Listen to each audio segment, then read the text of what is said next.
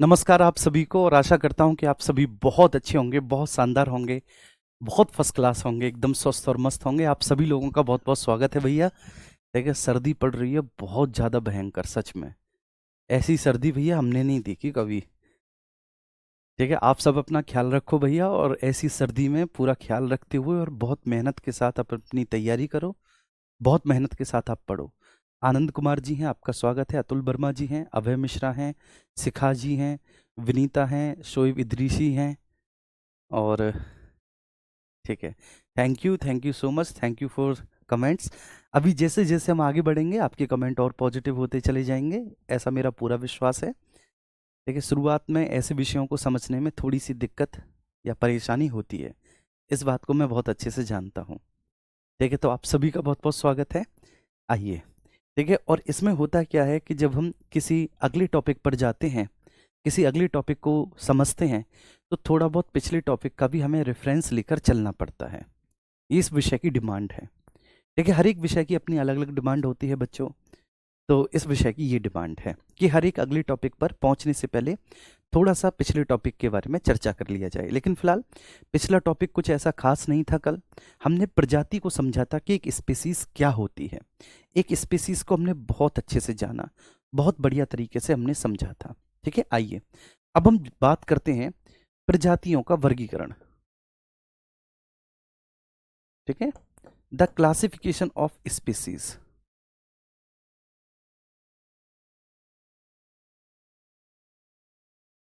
प्रजातियों का वर्गीकरण, द क्लासिफिकेशन ऑफ स्पीशीज़। तो उसके बारे में हम लोग चर्चा करने जा रहे हैं भैया। ठीक है, सब लोग चर्चा करेंगे इसके बारे में, पूरी ईमानदारी के साथ करेंगे। ठीक है ना, और बहुत अच्छे से बहुत आराम से आप लोग चीज़ों को पढ़ेंगे यहाँ पर। ठीक है, पूरे मनोभाव के साथ। क्लासिफिकेशन ऑफ स्पीशीज,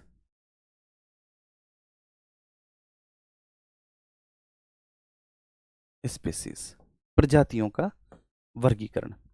ठीक है बच्चे, प्रजाति क्या होती हैं ये कल हमने समझ लिया था। जीवित जीवों की एक ऐसी संख्या जो संरचना, व्यवहार में और क्रियात्मक रूप से बिल्कुल एक समान हो, और अगर सामान्य परिस्थितियां मिलती हैं उनको, तो ऐसी परिस्थितियों में वो अंतर प्रजनन कर सकते हैं।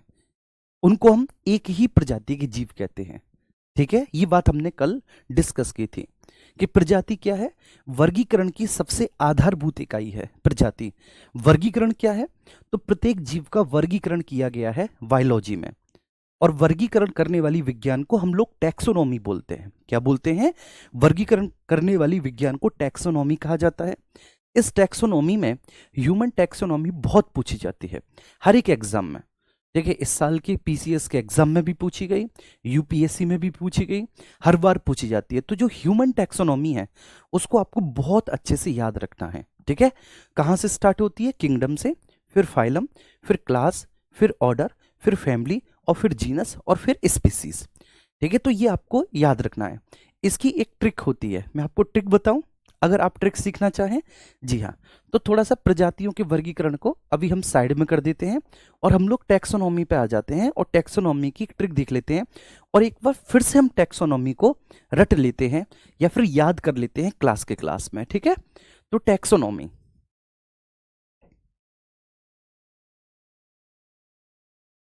टैक्सोनॉमी इसको हम लोग बोलते हैं वर्गीकरण, वर्गीकरण। ठीक है, समझना बच्चे। और टैक्सोनॉमी के जो फादर हैं, टैक्सोनॉमी के जो पिता हैं, वो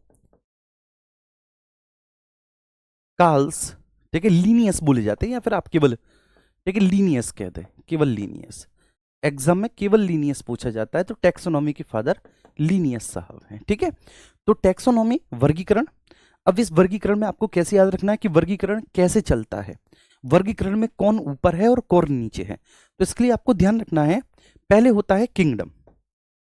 सबसे पहले क्या होता है भैया जी?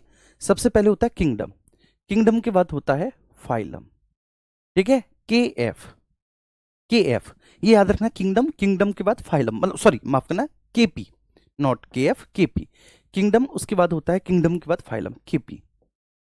ठीक है, केपी, तो याद रखना केपी। इसके बाद ठीक है कॉफ, कॉफ, और कॉफ के बाद जीएस, ठीक है ना। तो केपी, केपी नाम का कोई भी एक व्यक्ति है, केपी नाम का कोई भी एक व्यक्ति, ठीक है, जैसे किशन पाल हो गया, किशन प्रताप हो गया, कुंवर पाल हो गया, ऐसे केपी नाम का कोई भी एक व्यक्ति है, ठीक है, और वह कॉफी पीता है। बात समझ में आ रही है। और कॉफी पीते समय वो क्या पढ़ता है, जीएस पढ़ता है। तो केपी नाम का व्यक्ति कॉफी पीते हुए जीएस पढ़ता है। यह है इसका एक क्रम, केपी, ठीक है ना, फिर उसके बाद सीओएफ और उसके बाद जीएस, कॉफ जीएस, केपी कॉफ जीएस, केपी कॉफ जीएस, ठीक है। तो ये एक इसकी ट्रिक हो जाती है। अब के का मतलब क्या है, किंगडम, के का मतलब है किंगडम। पी से होता है फाइलम, फाइलम। सी से होता है क्लास, ओ से होता है ऑर्डर, एफ से होता है फैमिली,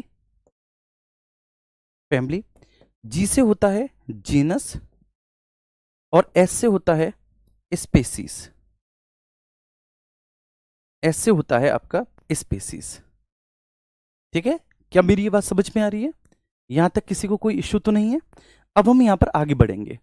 किंगडम क्या है भैया जी, ठीक है, किंगडम क्या है, एनिमिलिया, ठीक है, एनिमिलिया, ये किंगडम है। देखिए 5 किंगडम होते हैं मेरे प्यारे बच्चे, 5 में से एक किंगडम एनिमिलिया, जिसके अंतर्गत हम और आप आते हैं, वो एनिमिलिया के अंतर्गत आते हैं।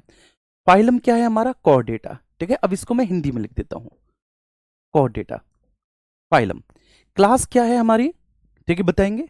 देखिए क्लास क्या होती है, जल्दी से, कल मैंने बताया था। ऑर्डर क्या होता है, फैमिली क्या होता है, जीनस क्या होता है, स्पीसीज क्या होता है, जल्दी से फटाफट से बोलेंगे। क्लास क्या है, तो क्लास है मैमेलिया, मैमेलिया, ये क्लास है मैमेलिया। हम मैमल्स हैं, हम स्तनधारी हैं मेरे प्यारे बच्चे, ठीक है, हमारे स्तन होते हैं, हम स्तनपाई या स्तनधारी होते हैं, तो मैमेलिया। फिर ऑर्डर क्या है, ऑर्डर है प्राइमेट मेरे प्यारे बच्चे, एक मानव का ऑर्डर प्राइमेट। फैमिली क्या होती है हमारी, फैमिली है हमारी होमिनोयाडिया, फैमिली होती है हमारी होमिनोयाडिया, ये फैमिली है। जीनस क्या है, जीनस है होमो, होमो, और स्पीसीज क्या है, स्पीसीज है हमारी सेपियन, स्पीसीज है सेपियन, ठीक है। क्लियर है, ये बात सभी को समझ में आई? यहां तक कोई इशू तो नहीं, बिल्कुल किसी भी तरह का। तो एक ट्रिक से हमने याद किया, ठीक है, बहुत अच्छे, ठीक है। कार्लस लिनियस, बहुत बढ़िया। तो लिनियस को केवल हम ऐसे ही टैक्सोनॉमी के फादर हैं। तो ये जो एक प्रजाति है, स्पीसीज मतलब प्रजाति, तो प्रजाति क्या है, वर्गीकरण की आधारभूत इकाई है। प्रजाति जीवित जीवों का एक ऐसा समूह होता है, प्रजाति क्या होता है, जीवित जीवों का एक ऐसा समूह होता है जो संरचना, व्यवहार और क्रियात्मक रूप से बिल्कुल एक जैसे हों, और अगर सामान्य परिस्थितियां बने, ठीक है, तो वो एक दूसरे के साथ बच्चे अंतर प्रजनन कर सकते हैं। प्रजातियों का जब हम वर्गीकरण करते हैं, तो हम प्रजातियों को 3 भागों में बच्चे बांटते हैं, ठीक है, थोड़ा सा इधर कर लेते हैं। और प्रजातियों के वर्गीकरण में हम प्रजातियों को 3 भागों में बांटते हैं, ठीक है, 3 भागों में। एक होता है जिसको हम लोग कहते हैं हिंदी में स्थानिक प्रजाति, स्थानिक प्रजाति, स्थानिक प्रजाति, ठीक है, मींस एंडेमिक स्पेसीज,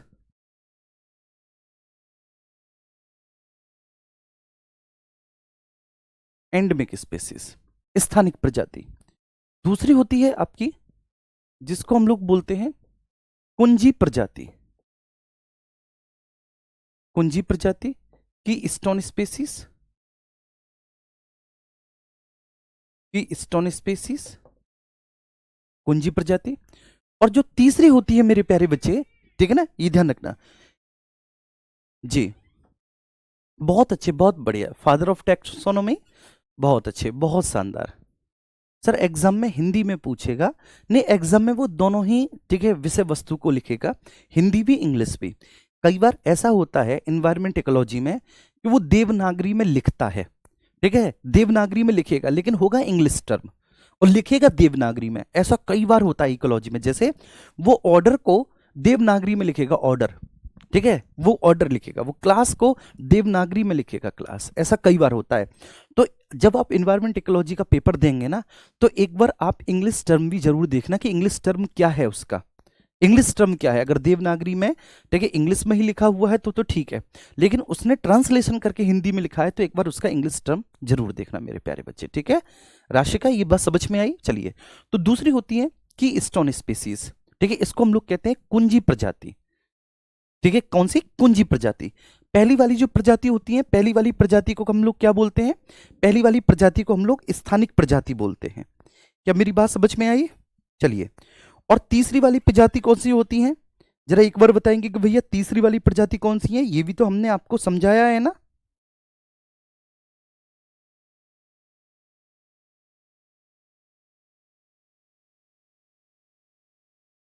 बोलेंगे तीसरी वाली प्रजाति कौन सी होती है? बहुत अच्छे, बिल्कुल जवाब आ गया सर, क्रिटिकल लिंक स्पेसीज।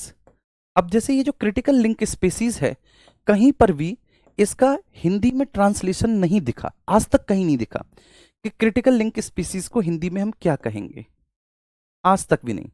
देखिए, मैंने एनसीईआरटी भी पढ़ ली, एनसीईआरटी में, हिंदी वाली एनसीईआरटी में देवनागरी में उसको लिख दिया है क्रिटिकल लिंक स्पीसीज, देवनागरी में लिख दिया, देखिए, लेकिन उसको हिंदी में नहीं लिखा। तो इसलिए आप इसको इंग्लिश में ही याद करेंगे, एंडेमिक स्पीसीज, कीस्टोन स्पीसीज और critical link species. Critical link species, तो स्पीसीज 3 प्रकार की होती हैं। समझ में आया? प्रजाति क्या है, ये बात हमारी समझ में आ गई कि सर प्रजाति क्या होता है, और प्रजाति का जब हम क्लासिफिकेशन करते हैं तो 3 भागों में बांटते हैं, एंडेमिक, कीस्टोन और क्रिटिकल लिंक स्पीसीज। अब हम आगे बढ़ते हैं, सबसे पहले हम देखते हैं एंडेमिक स्पीसीज, जिसको हम कहते हैं स्थानिक प्रजाति। स्थानिक प्रजाति, एंडेमिक स्पीसीज,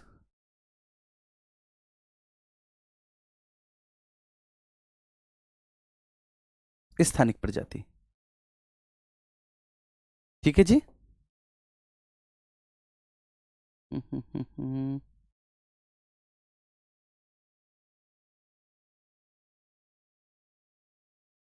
जी, ठीक है, आइए अब हम इसको समझेंगे कि सर स्थानिक प्रजाति, एंडेमिक स्पीसीज क्या है। तो जरा गौर से हम लोग समझिएगा, एंडेमिक स्पीसीज का मतलब होता है कि ऐसी प्रजातियां जो किसी भी विशिष्ट स्थान विशेष पर पाई जाने वाली है। देखिए, कुछ विशेष प्रजाति हैं जो किसी विशिष्ट स्थान पर पाई जाती हैं, आप अन्य कहीं पर भी उन्हें नहीं देखेंगे। जैसे जब बात करते हैं कंगारुओं की, तो केवल ऑस्ट्रेलिया में हमको दिखाई देता है। ऐसे कीवी एक पक्षी है, जब हम बात करते हैं कीवी की, तो वो हमें केवल न्यूजीलैंड में दिखाई देता है। ऐसी बात हम करते हैं पैगविन की, पैगविन हमको अंटार्कटिका में दिखाई देता है। तो ये क्या है? स्थानिक प्रजाति हैं, किसी भी स्थान विशेष की ऐसी विशिष्ट प्रजातियां जो वहीं पर पाई जाएंगी, केवल उस स्थान के अलावा और किसी दूसरे स्थान पर नहीं पाई जाती, उनको हम लोग कहते हैं स्थानिक प्रजाति, उनको हम लोग कहते हैं एंडेमिक स्पीसीज। ठीक है, ये बात क्लियर हुई? तो इस बात को मैं लिख देता हूं कि व्हाट इज एंडेमिक स्पीसीज, क्या होता है? तो ये विशिष्ट प्रजाति हैं, एंडेमिक स्पीसीज ये विशिष्ट प्रजाति होती हैं, ठीक है, जो स्थान विशेष पर ही पाई जाती हैं। विशिष्ट प्रजाति जो स्थान विशेष पर ही पाई जाती हैं।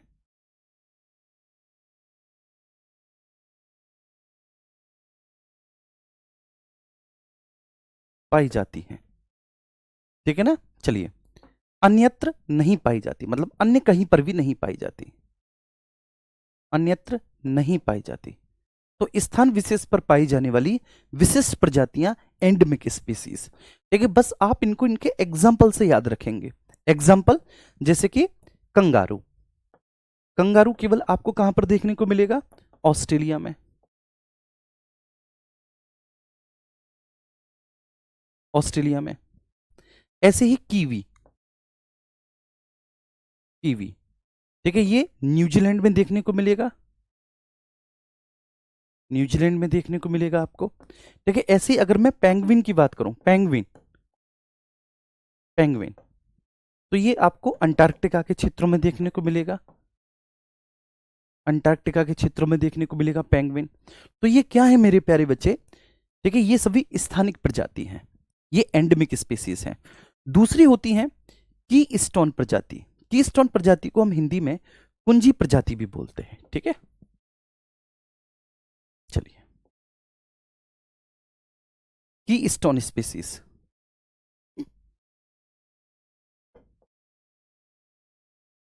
कुंजी प्रजाति,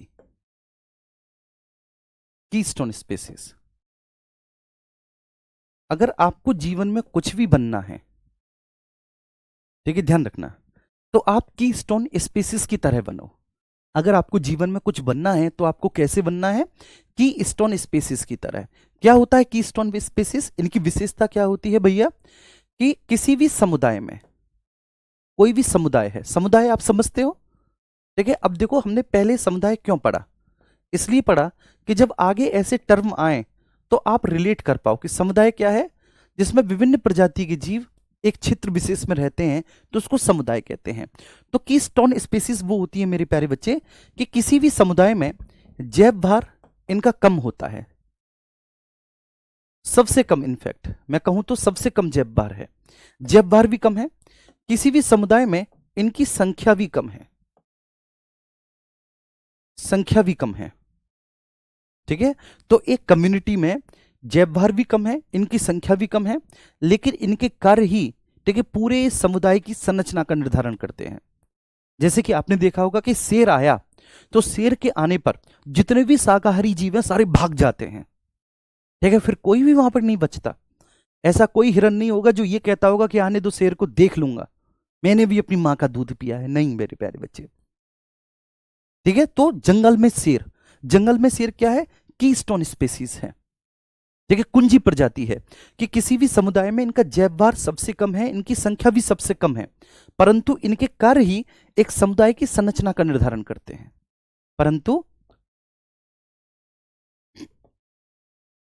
परंतु इनके कार्य ही समुदाय की संरचना का निर्धारण करते हैं। परंतु इनके कार्य ही समुदाय की संरचना का निर्धारण करते हैं।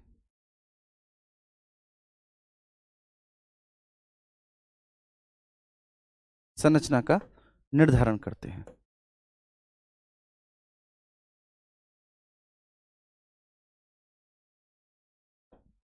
निर्धारण करते हैं।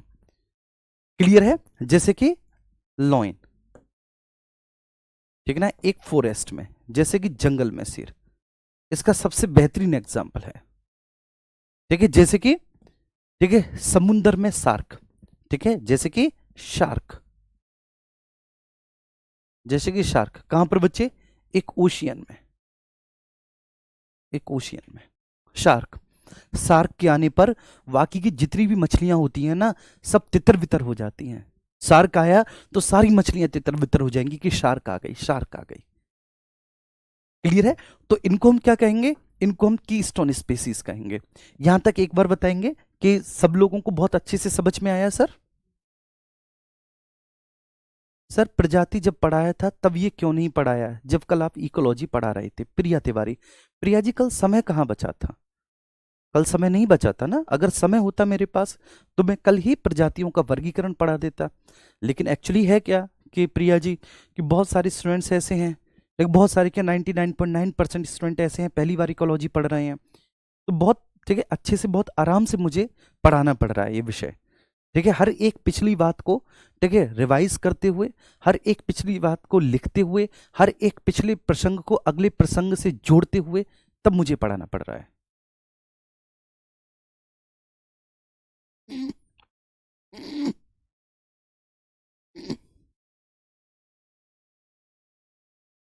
ठीक है, चलिए आ रही है बात समझ में? तो मैंने क्या बोला कि कीस्टोन स्पीसीज किसी भी कम्युनिटी में, ठीक है, जो वायु मास होता है, वायु मास वो कम होता है, लेस होता है, ठीक है ना। जो नंबर्स होते हैं उनके, जो संख्या होती है, नंबर्स भी लेस होती है, नंबर्स भी सबसे कम होता है, ठीक है। लेकिन इनके कार्य ही किसी भी कम्युनिटी की स्ट्रक्चर का निर्धारण करते हैं, ठीक है ना। इनके कार्य ही किसी भी कम्युनिटी के स्ट्रक्चर का निर्धारण करते हैं, जैसे कि जंगल में शेर, ओशियन में एक शार्क। क्लियर है? ये बात समझ में आ रही है? बहुत अच्छे, बहुत बढ़िया, ठीक है। आइए आगे चलते हैं। नहीं मेरे प्यारे बच्चे, ठीक है, एक तालाब के लिए, ठीक है, शार्क का जो जैव भार होगा वह कम होगा। वो एक तालाब में, एक झील में, ठीक है, शार्क का जैव भार अधिक होगा, लेकिन एक ओशियन में अगर आप देखें तो शार्क का जैव भार कम होगा, ओशियन के लिए। बहुत अच्छे, बहुत अच्छे, ठीक है, क्लियर है। अब इसके बाद हम बात करेंगे क्रिटिकल लिंक स्पीसीज,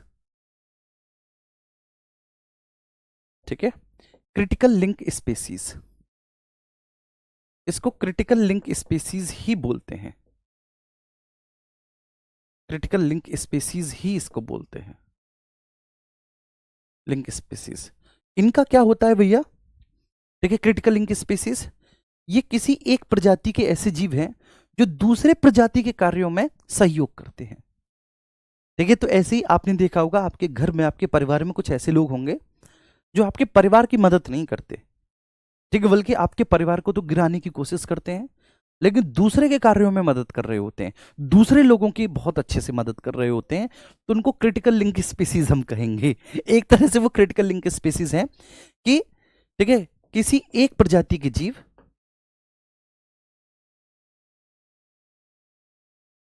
किसी एक प्रजाति के जीव, ठीक है ना, किसी एक प्रजाति के जीव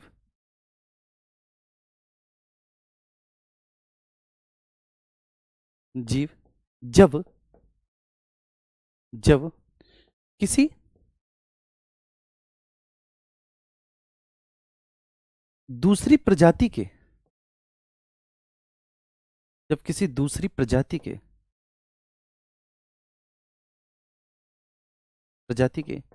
जीवों के कार्यों में, जब किसी प्रजाति के जीवों के कार्यों में, कार्य का मतलब होता है दूसरी प्रजाति के जीवों के फंक्शंस में, दूसरी प्रजाति के जीवों के कार्यों में, जब एक प्रजाति के जीव किसी दूसरी प्रजाति के जीवों के कार्यों में सहयोग प्रदान करते हैं, एक प्रजाति के जीव किसी दूसरी प्रजाति के जीवों के कार्यों में सहयोग प्रदान करते हैं, देखिए अपना सहयोग देते हैं किसी एक प्रजाति के, अपने प्रजाति के कार्यों में कोई सहयोग नहीं कर रहे, अपने प्रजाति के कार्यों में इनका कोई सहयोग नहीं है, लेकिन दूसरी प्रजाति के कार्यों में पूरा का पूरा सहयोग प्रदान करते हैं, तो इनको क्रिटिकल लिंक स्पीसीज कहते हैं। जैसे फॉर एग्जांपल माइकोराइजा, माइकोराइजा संबंध, माइकोराइजा संबंध, ठीक है। दूसरा बच्चे जो पुष्पी पादप होते हैं, पुष्पी पादप, ठीक है, ऐसे फ्लावर्स जिन पर फूल आते हैं मेरे प्यारे बच्चे, ठीक है, तो ऐसे फ्लावर्स जिन पर फूल आते हैं, पुष्पी पादप और इंसेक्ट्स, कीटों के बीच में जो संबंध होता है, इंसेक्ट्स का जो संबंध होता है, संबंध, जैसे मैं आपको इसका एग्जाम्पल बताता हूं मेरे प्यारे बच्चे, कि जो इंसेक्ट्स होते हैं वो इंसेक्ट्स कभी अपने परिवार या अपनी प्रजाति के जीवों का कोई सहयोग नहीं करेंगे, इंसेक्ट्स अपनी प्रजाति के जीवों का किसी भी प्रकार से इतना सा भी सहयोग नहीं करेंगे। जो इंसेक्ट्स होंगे, इंसेक्ट्स हमेशा क्या करेंगे, देखिए हमेशा बच्चे कि वो जो पुष्पी पादप होंगे, जो पुष्पी पौधे होंगे, ठीक है, हमेशा उनके कार्यों में सहयोग करेंगे, पुष्पी पौधे के कार्यों में सहयोग करेंगे, ठीक है, कैसे कि वो स्त्री केसर को पुंकेसर पर या पुंकेसर को स्त्री केसर पर, ठीक है, लाएंगे, उनके बीच में निषेचन करवाएंगे, ठीक है। जैसे भंवरे का कार्य क्या होता है कि कहते हैं ना, एक गाना भी है कि भंवरे ने खिलाया फूल फूल वो ले गया राजकुमार, भंवरे ने फूल खिलाया, क्योंकि निषेचन करवाने वाला भंवरा था, भंवरा, ठीक है, एक पुंकेसर को, ठीक है, स्त्री केसर पर ले जाकर गया, उन्होंने, भंवरे ने वहां पर निषेचन करवाया, फिर जाके फूल खिला, लेकिन कोई और तोड़ कर ले गया कोई और दूसरा कोई राजकुमार। तो ऐसी माइकोराइजा रिलेशन है, ऐसी पुष्पी पादप फ्लावर्स और इंसेक्ट्स के बीच का जो संबंध होता है, क्योंकि इंसेक्ट्स अगर आप देखेंगे तो किसी दूसरी प्रजाति के हैं, लेकिन वो किसके कार्यों में सहयोग कर रहे हैं, पुष्पी पादपों के कार्यों में सहयोग कर रहे हैं। क्लियर है, ये बात समझ में आ रही है। जैवभार रंजना जी, जैवभार का मतलब होता है, ठीक है, शायद आप इकोसिस्टम में थे नहीं जब मैं इकोसिस्टम पढ़ा रहा था। जैवभार का मतलब ये होता है कि आप ये देखेंगे कि जब किसी भी जीव के, ठीक है, शरीर में से जितना भी पानी होता है उसको निकाल दिया जाए, तो उसके शरीर का जो बचा हुआ शेष भाग होता है वो जैवभार होता है। अगर आप किसी भी इकोसिस्टम में शेर का जैवभार देखें, जो कि टॉप कंज्यूमर है, तो ऑब्वियस सी बात है, ठीक है, उसका जेब बार मेढक के जेब बार से कम होगा। बात समझ में आ रही है? क्योंकि ओवरऑल सभी शेर और सभी मेढक, ओवरऑल सभी शेर और सभी जयकाल और फॉक्स जब आप तोलेंगे तो शेर की संख्या कम है, ठीक है, तो संख्या के अनुपात में उनका जेब भार भी कम होगा, ठीक है, चूंकि जो आपके जयकाल हैं, जो आपके फॉक्स हैं, ठीक है, इनकी संख्या भी ज्यादा है, तो ऑब्वियस सी बात है एक इकोसिस्टम में, ठीक है, उनका जेब भार भी ज्यादा होगा।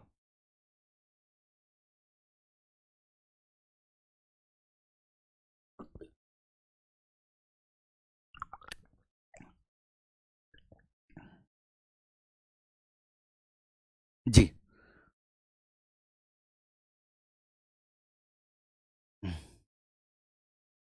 जी। ठीक है, क्लियर है।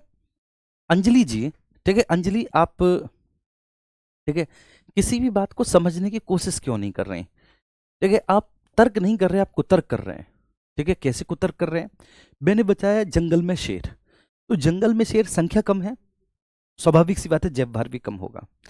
एक जैसे मैंने जलीय इकोसिस्टम में बताया कि जलीय इकोसिस्टम में जैव भार का पिरामिड, ठीक है ना, जलीय इकोसिस्टम में जैव भार का पिरामिड उल्टा होता है, ये मैंने बताया आपको। ठीक है मेरे प्यारे बच्चे, क्योंकि एक बात ध्यान रखना आपको, केवल शार्क ही एक ऐसी मछली नहीं है जो कि छोटी मछलियों को खाती है। शार्क के अलावा और बहुत सारी मछलियां हैं जो कि छोटी छोटी मछलियों को खाती हैं। शार्क के अलावा और भी बहुत सारी मछलियां हैं जो छोटी मछलियों को खा रही हैं। शार्क क्या है कि शार्क का बेटा प्रभाव ज्यादा है, वो कुंजी प्रजाति इसलिए है, देखो जलीय इकोसिस्टम में जैव भार का पिरामिड उल्टा बनता है, मैंने बताया था। मैंने आपको यह भी तो बताया है मेरे प्यारे बच्चे कि जलीय इकोसिस्टम में अगर आप देखेंगे तो जो बड़ी मछलियां हैं, बड़ी मछलियों का जैव भर ज्यादा है, बस समझिए, उनसे कम जो छोटी मछलियां उनका जैव भर और कम है। और जो फोटोप्लैंक्टन है, जो वहां पर उत्पादक है, उनका जैव भर सबसे कम है। लेकिन सारी बड़ी मछलियों में एकमात्र शार्क तो है नहीं। अरे बोलो बेटा, एकमात्र शार्क नहीं है। देखिए ऐसे ही अगर आप देखें तो जितने भी मांसाहारी जीव हैं उनमें एकमात्र शेर तो नहीं है ना, और भी तो अन्य मांसाहारी जीव है ना। जी। ठीक है, क्लियर है? अगर ये बात एक बार सभी को क्लियर हुई तो एक बार थम्स अप करके आप लोग बताएंगे।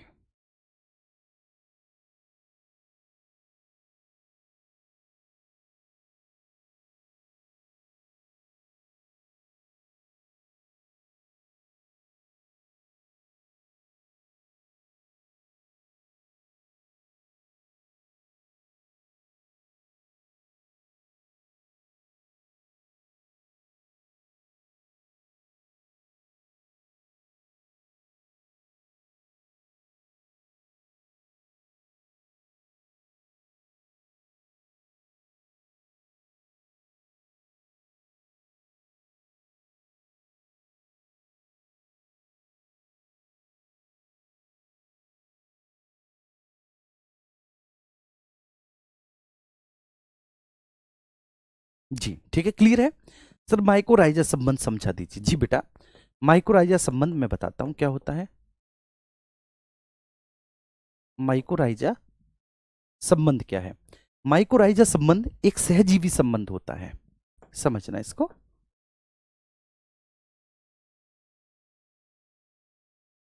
माइकोराइजा संबंध जो है वो एक सहजीवी संबंध है बच्चे।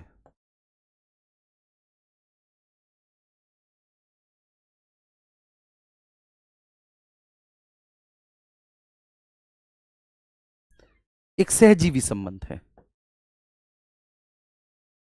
सहजीवी संबंध। इसमें क्या होता है, देखो, ये प्लांट्स प्लांट्स और फंगाई, या जिसको फंजाई भी कहते हैं, फंगी भी कहते हैं, ये इनसे मिलकर बना हुआ संबंध है। ये इनसे मिलकर बना हुआ संबंध है, इसको समझना आप क्या होता है। माइकोराइजा, ठीक है, जो संबंध है, गलत पेंट कर दिया मैंने, इसमें ये वाला पेंट करना चाहिए, ठीक है। माइकोराइजा संबंध जो है वो एक सहजीवी संबंध है। इस सहजीवी संबंध में क्या होता है कि ये संबंध प्लांट्स मींस पौधे, पौधे और फंजाई का मतलब होता है कवक, इनसे मिलकर बना हुआ संबंध है। अब जैसे यहां पर एक प्लांट्स है, ठीक है, आप समझना, अच्छा सा प्लांट्स बनाओ।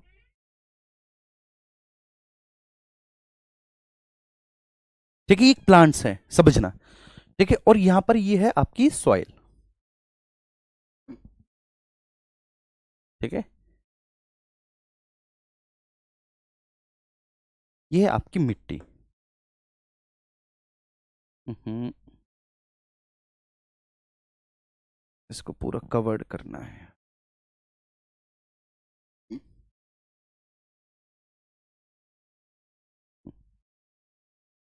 चलो,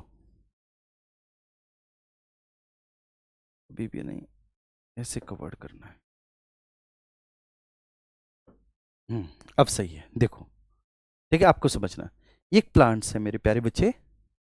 देखो अब, ये एक प्लांट्स है, ठीक है, और ये है सॉइल, ये है मिट्टी।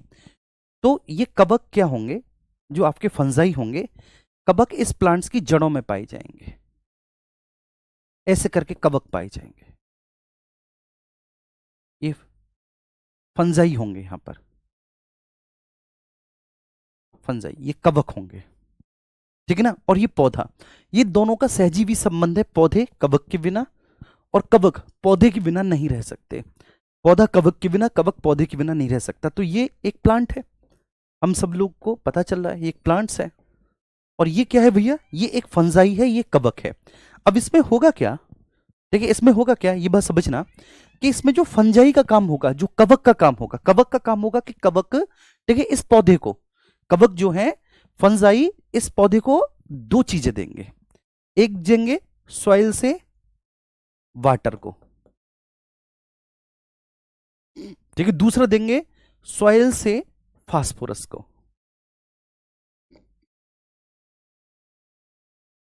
फास्फोरस को निकाल के, मतलब देख कवक का काम होगा कि पौधे को न्यूट्रिएंट्स देना। न्यूट्रिएंट्स देना मतलब पोषक तत्व देना। समझ में आ गया बच्चे काम, पोषक तत्व। तो एक पौधा बिना पोषक तत्वों के रह सकता है, बताएंगे मुझे, आप कहेंगे नहीं, एक पौधा पोषक तत्वों के बिना नहीं रह सकता। तो एक कवक का काम है, देखिए ये कवक का काम है कि कवक क्या दे रहे हैं, कवक न्यूट्रिएंट्स दे रहे हैं, कवक पोषक तत्व दे रहे हैं जी। ठीक है, तो कवक मेरे प्यारे बच्चे देखिए क्या देते हैं, पौधे को पानी और पोषक तत्व जैसे फास्फोरस इत्यादि देते हैं। ठीक है, अब कुछ कवक भी तो लेगा। ठीक, कवक क्या लेगा पौधे से, तो ये पौधा है, पौधे से कवक क्या लेगा। ठीक है, यहां पर तो ठीक है फंजाई ने पौधे को क्या दिया, न्यूट्रिएंट्स दिए। और वो न्यूट्रिएंट्स कहां से दिए, मेरे साथ साथ बोलेंगे, वे न्यूट्रिएंट्स कहां से दिए। अरे चलिए, वे न्यूट्रिएंट्स कहां से दिए, तो वे न्यूट्रिएंट्स सॉइल से निकाल कर दिए, मिट्टी से निकाल कर दिए। मिट्टी से ठीक है इस पौधे को पानी दिया और फास्फोरस दिया। तो बदले में भैया कवक भी तो लेगा पौधे से। कवक इतना सीधा थोड़ी नहीं कवक कुछ ना ले, तो कवक भी लेगा। कवक क्या लेता है कि फंजाई जो है ये शुगर लेगा पौधे से, मतलब कार्बोहाइड्रेट लेगा। कार्बोहाइड्रेट लेगा, सीधा सीधा फूड लेगा। कहने का मतलब है कि फूड लेगा, कि भाई कवक को फोटोसिंथेसिस करना नहीं आता, कवक फोटोसिंथेसिस नहीं कर सकता, ये फोटोसिंथेसिस कर सकता है पौधा, केवल पौधा फोटोसिंथेसिस कर सकता है, तो शुगर। दूसरा, वह अपने लिए कार्बन लेगा, क्योंकि कार्बन की जरूरत होती है एक फंजाई को, कार्बन की जरूरत होती है भैया एक फंजाई को। ठीक है, एक कवक को कार्बन की आवश्यकता है, वो बिना कार्बन के नहीं रह सकता। तो एक सहजीवी संबंध होता है, इसको हम कहते हैं माइकोराइजा संबंध। माइकोराइजा संबंध क्लियर है, ये बात समझ में आ रही है। यहां तक किसी को कोई इशू तो नहीं, बिल्कुल भी, कैसा भी, किसी भी तरह का, बताएंगे हाँ या ना। ठीक है, बताएंगे हाँ या ना। बिल्कुल क्लियर हुआ, बहुत अच्छे से क्लियर हुआ, बहुत बढ़िया बात है, बस मैं यही चाहता था। तो क्रिटिकल लिंक स्पीसीज है किसी एक प्रजाति के, लेकिन दूसरे प्रजाति के कार्यों में, है किसी एक प्रजाति के लेकिन दूसरी प्रजाति के कार्यों में सहयोग कर रहे हैं। है किसी एक प्रजाति के लेकिन दूसरी प्रजाति के कार्यों में क्या करते हैं, सहयोग करते हैं। तो भैया जी ये जो आपकी स्पीसीज हैं, स्पीसीज हो गई तीन प्रकार की। ठीक है, पहली, ठीक है मैंने आपको बताया जो एंडेमिक स्पीसीज हैं वो बताया, दूसरी कीस्टोन स्पीसीज, और तीसरी क्रिटिकल लिंक स्पीसीज। स्पीसीज हमने समझ ली, स्पीसीज को समझने के बाद फिर हम दूसरे नंबर पर आते हैं। ठीक है, अब देखो स्पीसीज हमने समझ ली, प्रजाति समझ ली, तो एक ही प्रजाति के जीव, एक ही प्रजाति के जीव, जो किसी एक स्थान विशेष पे रहते हैं, एक ही प्रजाति के जीव जो किसी स्थान विशेष में रहते हैं, उनको हम क्या कहते हैं? समष्टि कहते हैं। समष्टि, पॉपुलेशन।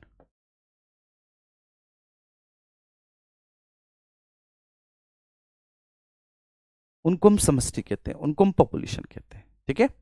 और विभिन्न प्रजाति के जीव जो किसी एक स्थान विशेष पर रहते हैं, उसको हम समुदाय कहते हैं।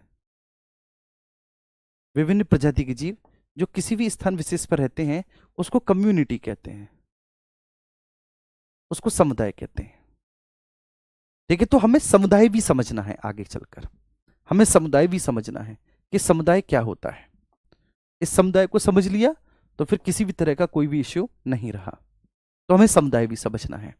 तो प्रजाति हमने समझ ली, स्पीसीज क्या है, लेकिन बहुत अच्छे से। समष्टि हमें समझना है नहीं, क्योंकि समष्टि एक ही प्रजाति के जीव जो किसी स्थान विशेष पर रहते हैं, वह समष्टि कहलाते हैं। अब हमें कम्युनिटी समझना है, समुदाय समझना है। ठीक है। समुदाय बहुत जरूरी होता है। देखिए, एक इकोसिस्टम के लिए या फिर एक इकोलॉजी में हमें समुदाय बहुत अच्छे से पढ़ना होता है कि आखिर एक समुदाय बनता कैसे है। कोई भी समुदाय, तो उस समुदाय में है क्या? विभिन्न प्रजाति के जीव हैं। समुदाय में क्या है? कोई एक निश्चित क्षेत्र है, एक सर्टेन एरिया है। अब देखो, इंग्लिश मीडियम वाले इतना तो जानते हैं ना कि निश्चित क्षेत्र का मतलब क्या हो गया? एक सर्टेन एरिया। देखिए, इंग्लिश मीडियम वाले इतना समझते हैं कि निश्चित क्षेत्र मतलब एक सर्टेन एरिया हो गया। निश्चित क्षेत्र मतलब एक सर्टेन एरिया हो गया। तो एक निश्चित क्षेत्र है, उस निश्चित क्षेत्र में निवास करने वाले, मतलब रहने वाले, निवास करने वाले विभिन्न प्रजाति के जीव, विभिन्न प्रजाति के जीव। कोई भी अगर ऐसा टर्म आता है जो कि टेक्निकल टर्म है, उससे मैं हिंदी और अंग्रेजी दोनों में बताऊंगा। इनफैक्ट कई बार तो हिंदी का वो टर्म उपलब्ध नहीं होता, केवल अंग्रेजी में उपलब्ध होता है, तो मैं जरूर बताऊंगा। इसको हिंग्लिश कहते हैं हम। क्या कहते हैं इसको? हिंग्लिश। तो हिंदी में ही लिखना है, हिंदी में ही समझना है। लेकिन जो कॉन्सेप्ट है, ठीक है ना, जो आपकी हेडिंग्स हैं, उनको हम बाइलिंगुअल लेकर चलें, उनको हम बाइलिंगुअल। तो ये ठीक है। तो निश्चित क्षेत्र में निवास करने वाले विभिन्न प्रजाति के जीव, ठीक है, वो समुदाय कहलाते हैं, वो कम्युनिटी का निर्धारण करते हैं।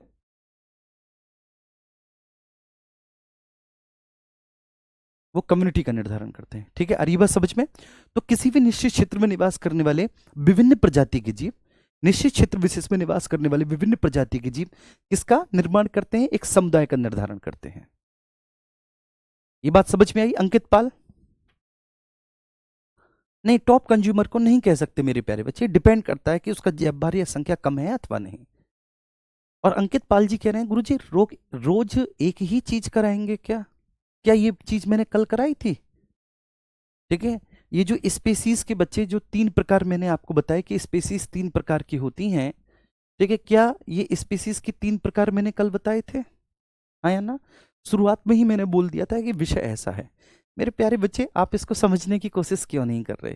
ठीक है, बहुत अच्छी क्लास चलती है। कोई एक बच्चा है जो आता है और 1 मिनट में क्लास का रिदम बिगाड़ कर चला जाता है। अब फिर आप कहते हैं कि सर आप इग्नोर कीजिए। कैसे इग्नोर कर सकते हैं? जब कोई इतनी मेहनत करता है सामने आपके खड़े होके और आप 1 मिनट में पानी फिर के चले जाते हैं, तो कैसे इग्नोर कर सकते हैं? आप कोई भी कार्य करो, पूरे मन से करो, पूरा डेडिकेशन आप उसमें लगा दो, ठीक है, और कोई आए और तुम्हारे काम में नुक्स निकाल के चला जाए, तो तुम कैसे इग्नोर कर सकते हो उस काम को? बताओ, कैसे कर सकते हो? नहीं कर सकते ना। तो इसलिए मैं चाहता हूं कि आप सभी लोग इस बात को समझें। ठीक है बच्चे? चलिए, तो एक समुदाय, समुदाय पर आते हैं। तो बेटा, एक समुदाय के बनने की, देखिए, एक प्रोसेस होती है। ठीक है। समुदाय जो है एक प्रोसेस के तहत बनता है। जब कभी भी समुदाय बनेगा तो समुदाय बनने की एक प्रक्रिया होगी, एक प्रोसेस होगी। ठीक है। और इस समुदाय की प्रोसेस को हम 3 भागों में बांटते हैं। जब समुदाय बनता है तो एक समुदाय की प्रोसेस को हम 3 भागों में बांटते हैं कि हाउ अ कम्युनिटी, ठीक है, इज फॉर्म्ड, कि एक समुदाय बन कैसे रहा है। तो देखो, समुदाय की जो सबसे पहली चरण होता है, जो सबसे पहला फेज होता है, हम इस प्रोसेस को 3 फेज में डिवाइड करते हैं। फेज 1 प्रथम चरण, फेज 2 द्वितीय चरण, फेज 2 द्वितीय चरण, और तीसरा होता है फेज 3 मेरे प्यारे बच्चे, फेज 3, ठीक है, तृतीय चरण। बात समझ में आ रही है? तो 3 फेज होते हैं एक समुदाय के बनने के। पहला जो फेज होता है उसमें बनता है पायोनियर कम्युनिटी। ये बहुत पूछा जाता है। पहले फेज में क्या बनता है? पहले फेज में बनता है पायोनियर कम्युनिटी। पायोनियर कम्युनिटी प्रथम फेज। देखिए इसको हम कहते हैं पुरोगामी समुदाय। पुरोगामी समुदाय, पायोनियर कम्युनिटी। दूसरा जो होता है फेज 2, उसको हम लोग कहते हैं शेरे कम्युनिटी। शेरे कम्युनिटी, इसको हम लोग कहेंगे क्रमिक समुदाय। शेरे कम्युनिटी, क्रमिक अवस्था। ठीक है बाबू। और जो तीसरा फेज होता है मेरे प्यारे बच्चे, उस तीसरे फेज को हम लोग कहते हैं क्लाइमैक्स कम्युनिटी। Climax community. ठीक है, इसको हम कहते हैं चरम समुदाय।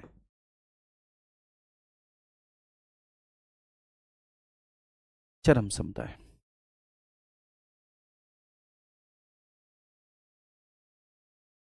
चरम समुदाय। ठीक है, क्लियर है? ये बताइए समझ में मेरे प्यारे बच्चे? जी।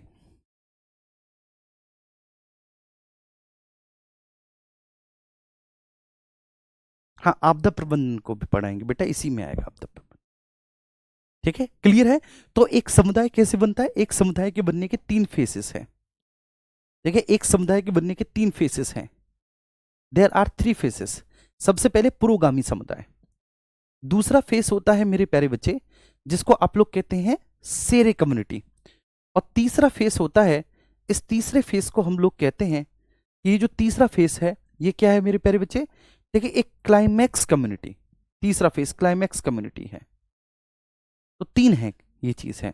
अब इनको हमें समझना है कि भाई ये 3 चीजें क्या होती हैं। जब हमने इनको समझ लिया तो बहुत अच्छे से सारी बातें हमारे समझ में आ जाएंगी। फिर किसी भी तरह का कोई भी इश्यू हमें नहीं रहेगा मेरे प्यारे बच्चे। ठीक है, तो इन 3 चीजों को हमें समझना है कि क्या होती हैं। पहला फेस पायनियर कम्युनिटी, दूसरा शेरी कम्युनिटी, और तीसरा क्लाइमैक्स कम्युनिटी। क्लाइमैक्स कम्युनिटी को हम लोग बोलते हैं चरम समुदाय, जो क्लाइमैक्स कम्युनिटी। ठीक है, अब इसको मैं समझाता हूं कि हाउ, ये कैसे बनते हैं। ठीक है, how a community is formed. तो एक कम्युनिटी बन कैसे रही है। मान के चलिए मेरे प्यारे बच्चे, कोई भी एक क्षेत्र ये पूरा वीरान पड़ा है। मान के चलो ये पूरा एक क्षेत्र वीरान पड़ा है, और यहां पर इस क्षेत्र विशेष पे सबसे पहले एक पौधा उगा। एक पौधा उगा, बात समझ में आ रही है? इस पौधे के उगने के बाद, ठीक है ना, कुछ शाकाहारी जीव आ गए। जैसे ही पौधा उगा तो पौधे के उगने के बाद मेरे प्यारे बच्चे कुछ शाकाहारी जीव आ गए। जीव आ गए ए बी प्रकार के, ए और बी प्रकार के शाकाहारी जीव आ गए। इन शाकाहारी जीवों के आकर्षण से, क्योंकि जहां पर शाकाहारी जीव पाए जाएंगे तो शाकाहारी जीवों के आकर्षण से मांसाहारी जीव आ गए। मांसाहारी जीव आ गए, और वे जो मांसाहारी जीव है मान के चलिए वो आ गए आपके 1 और 2, उनका नंबर है, मतलब उनका नाम है मांसाहारी जीव 1, मांसाहारी जीव 2। ठीक है, इसके अलावा इसमें कुछ अवघटनकर्ता भी होंगे। कुछ अवघटनकर्ता भी होंगे। तो किसी भी क्षेत्र विशेष में सबसे पहले जो समुदाय बनता है उसको हम लोग कहते हैं पायनियर कम्युनिटी। लेकिन ये अस्थायी होता है, ये स्थायी नहीं होता बच्चे। तो सबसे पहले किसी भी क्षेत्र विशेष में बनने वाले समुदाय को हम क्या कहेंगे?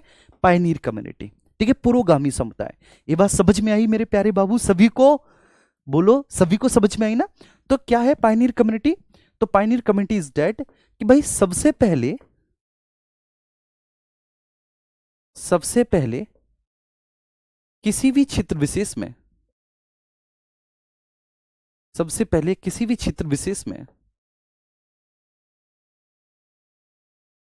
किसी भी क्षेत्र विशेष में बनने वाला समुदाय, सबसे पहले किसी भी क्षेत्र विशेष में बनने वाला समुदाय। ठीक है, देखो मैं आपको एक बात बताता हूं मेरे प्यारे बच्चे, आप ये मत समझना कि मैं अपने मुंह से अपनी तारीफ कर रहा हूं, कोई तारीफ नहीं। बहुत हम्बल होकर और आपके सामने हाथ जोड़कर, लेकिन मैं इस बात को बताता हूं, कोई भी ऐसा विषय जो कठिन होता है, जिसका कोई सोर्स नहीं होता, जो पहली बार इंट्रोड्यूस होता है, तो ये संस्था और अंकित भाटी सर वो मुझे देते हैं। बात समझ में आ रही है? वो क्यों, उसके पीछे कई बार अंकित सर ने बताया, ठीक है, और आपने देखा भी होगा ये बात।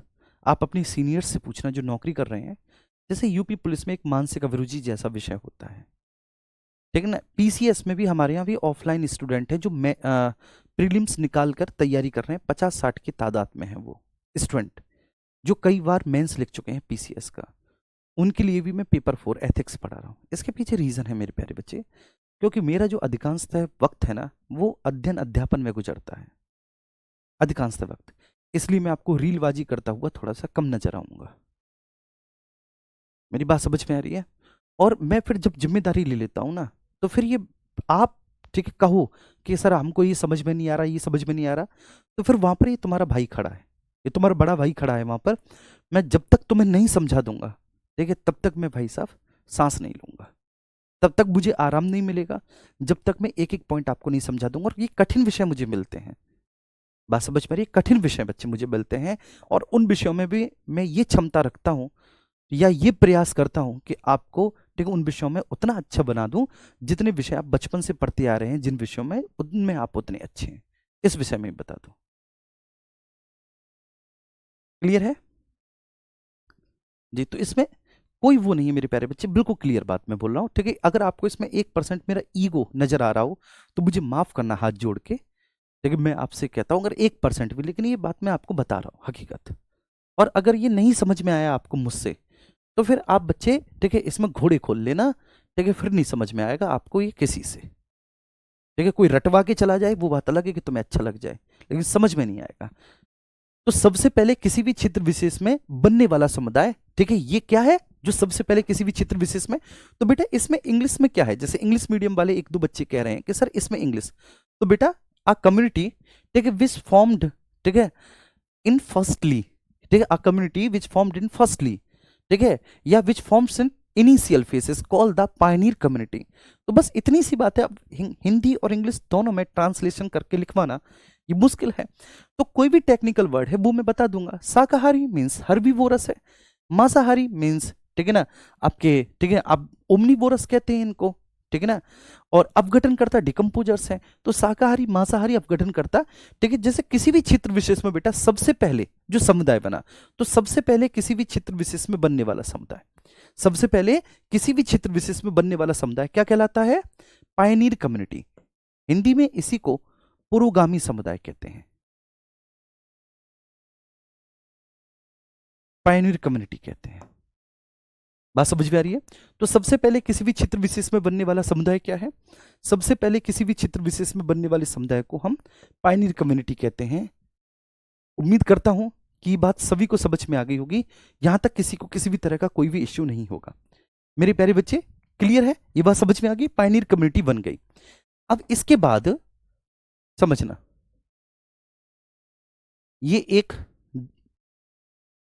पेड़ बना, ये एक पेड़, ये एक पेड़, ये एक पेड़, ऐसे करके इतने सारे पेड़ बन गए, ठीक है ना।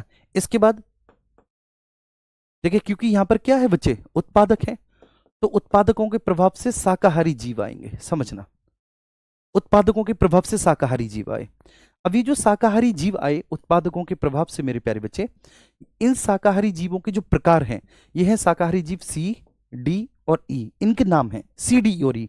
अब आप यहां पर देखेंगे, यहां पर ए और बी शाकाहारी जीव नहीं है, यहां पर सी, डी, ई प्रकार के शाकाहारी जीव हैं।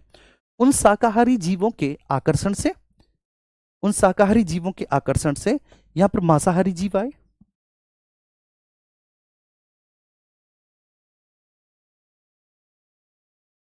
इन शाकाहारी जीवों के आकर्षण से यहां पर मांसाहारी जीव आए,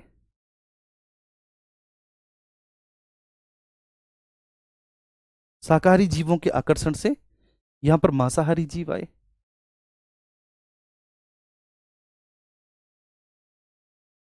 यहां पर मांसाहारी जीव आए, ठीक है बच्चे। और वो जो मांसाहारी जीव हैं, ठीक है, वो हैं आपके, ठीक है, 3, 4 और 5 मांसाहारी जीव, 3, 4 और 5, ठीक है, वो मांसाहारी जीव है। मतलब ये वाले मांसाहारी जीव यहां पर नहीं है। उन मांसाहारी जीवों के मर जाने पर, ठीक है ना, अपघटनकर्ता आएंगे, अपघटनकर्ता, जो उनके शरीर के जटिल कार्बनिक पदार्थों को सरल कार्बनिक पदार्थों में बदलकर मृदा में डिकम्पोज कर देंगे, मृदा में डिकम्पोज कर देंगे। अरे भाई अब कह रहे हैं कि सर हिंदी में लिखो। अरे मैं मर जाऊं भगवान, मैं क्या करूं, मैंने क्या अरे जी हाँ, नीके बताएंगे बेटा, नीके आगे आएगा, नीके बताएंगे, नीके भी बताएंगे, बायोटिक पोटेंशियल भी बताएंगे, खड़ी फसल भी बताएंगे। देखिए ऐसे 2-3 टर्म्स हैं जो आपके एग्जाम में पूछे जाते हैं, ठीक है, वो बताएंगे। अपघटनकर्ता राहुल पांडे आप थे नहीं जब मैंने आपको एक इको सिस्टम में, जब मैंने फूड चेन पढ़ाई थी तो तब आप थे नहीं अपघटनकर्ता क्या होता है, जब इको सिस्टम में पढ़ा रहा था।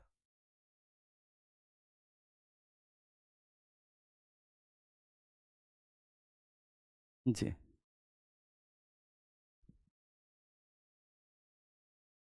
आइए, ठीक है, यहाँ पर देखो। तो बच्चे ये क्या है, सबसे पहले किसी भी क्षेत्र विशेष में बनने वाला समुदाय ये है पुरोगामी समुदाय, ठीक है ना, ये पुरोगामी समुदाय जो किसी भी क्षेत्र विशेष में सबसे पहले बना, दैट इज अ पुरोगामी समुदाय। और ये जो आप समुदाय देख रहे हैं मेरे प्यारे बच्चे, ये क्या है, ये एक स्थायी समुदाय है, स्थायी समुदाय, स्थायी समुदाय जिसने अपने, जिसने अपने चरम को प्राप्त कर लिया है,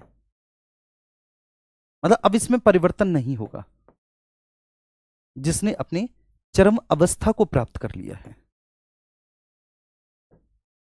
जिसने अपनी चरम अवस्था को प्राप्त कर लिया है। तो भाई जिसने अपनी चरम अवस्था को प्राप्त कर लिया है, ये एक ऐसा समुदाय है, चरम अवस्था को प्राप्त कर लिया, स्थायी समुदाय जिसने अपनी चरम अवस्था को प्राप्त कर लिया है, ये वो समुदाय है। इनके बीच में जो क्रमिक परिवर्तन हुआ, मतलब जब एक पायनियर कम्युनिटी, ठीक है, एक क्लाइमैक्स कम्युनिटी में बदलने जा रही है, जब एक पायनियर कम्युनिटी, जब एक क्लाइमैक्स कम्युनिटी में बदलने जा रही है, तो बीच में जितने भी परिवर्तन होंगे उनको हम क्रमिक अवस्था कहेंगे। बीच में जितने भी परिवर्तन होंगे, बीच में होने वाले परिवर्तन को हम लोग क्या कहेंगे, बीच में होने वाले परिवर्तन को शेरे, क्रमिक अवस्था कहते हैं, जो बीच में परिवर्तन हो रहा है, ठीक है। तो जैसे आप भी, आप देखते हो ना अपने आप को, ठीक है, आप भी जब अपने आप को देखते हो, आप जिम जाओ, तो जिम जाने के बाद पहले दिन आप जिम जाओगे, फिर दूसरे दिन जिम जाओगे, तीसरे दिन जिम जाओगे, ठीक है ना। तो जब आप जिम गए थे तब आप कैसे थे, आपकी बॉडी, और जब 3, 4, 5, 6 साल लगातार, ठीक है, 10 सालों तक जिम करते हैं, फिर जो आप जैसे बन जाते हैं, ठीक है, तो वो क्या है, वो चरम अवस्था है, वो क्लाइमैक्स है, वो क्लाइमैक्स अवस्था है, वो क्लाइमैक्स समुदाय है। जब आप जैसे बिल्कुल शुरुआत में थे वो पायनियर है, और बीच में जिस संक्रमण से आप गुजरे हैं, तो ये ट्रांजिशनल फेस होती है, ये संक्रमणकालीन अवस्था होती है, संक्रमणकालीन अवस्था है, this is a transitional face, transitional face, ठीक है। इसमें बहुत सारे परिवर्तन होते हैं, नए शाकाहारी आते हैं, नए मांसाहारी आते हैं, पुराने शाकाहारी मर जाते हैं, पुराने मांसाहारी आते हैं, नए मांसाहारी, तो ऐसे करके बच्चे बहुत सारे परिवर्तन होते हैं, तब जाकर एक समुदाय, एक क्लाइमैक्स कम्युनिटी बनता है, तब जाके एक समुदाय क्लाइमैक्स कम्युनिटी बनता है। तो पायनियर कम्युनिटी क्या है, ये मैंने आपको बता दिया कि सबसे पहले किसी भी क्षेत्र विशेष में जो बनने वाला समुदाय है वो क्लाइमैक्स समुदाय है, और उसके बाद, ठीक है, उस क्षेत्र विशेष में सबसे अंत में जो समुदाय बना, उस क्षेत्र विशेष में जो सबसे अंत में समुदाय बना, सबसे अंत में बना समुदाय, 1 ही घंटा चलेगी, बस बंद होने वाली, ठीक है। सबसे अंत में जो समुदाय बना, हाँ तो आप बुला दो उनको। तो सबसे अंत में जो समुदाय बना वो क्या है आपका, क्लाइमैक्स, वो क्या है आपका, क्लाइमैक्स कम्युनिटी, जो सबसे अंत में बना है वो क्लाइमैक्स कम्युनिटी है, जो सबसे अंत में बना है। तो एक पायनियर कम्युनिटी, बस यही आपको समझना है मेरे प्यारे बच्चे, बस यही आपको समझना है, आप समझ लिए तो लाइव जिंगल आला जी, ठीक है बच्चे। तो ये आप समझ लिए। तो सबसे पहले किसी भी क्षेत्र विशेष में बनने वाला समुदाय क्या है, ठीक है, पायनियर। फिर, ठीक है, वो पायनियर कम्युनिटी बहुत सारे परिवर्तन से गुजरेगा, और वे पायनियर कम्युनिटी बहुत सारे परिवर्तन से गुजरेगा, तो वो क्या बनेगा, क्लाइमैक्स। और उनके बीच की अवस्था जो लगातार परिवर्तन हुए हैं बीच में, उसको आप शेरे कहेंगे, क्रमिक अवस्था कहेंगे। ठीक ना?